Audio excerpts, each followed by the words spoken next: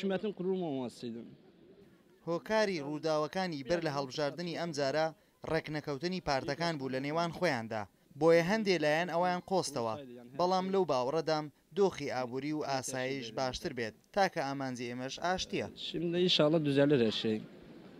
Yani tek isteğimiz barışın, hani barışın olması. Yani herkes kardeştir.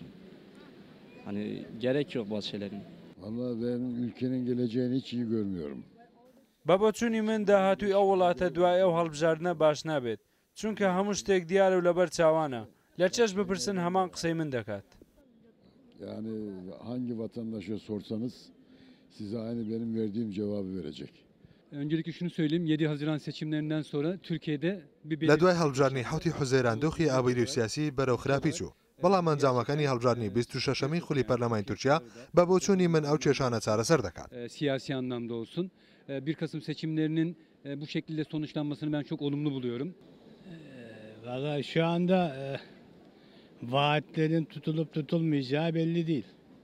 ئێستا دیار نییە پارتی براوە بەڵێنەکانی دەێنێتە جێیان نا بۆیە دیار نییە بارودۆخی یاسایش و ئابووری و سیاسی تا چەند گۆڕانی بەسەردا دێت. Yani ayda 100 lira. Bunun da tabii bir kısmı vergiye gidecek.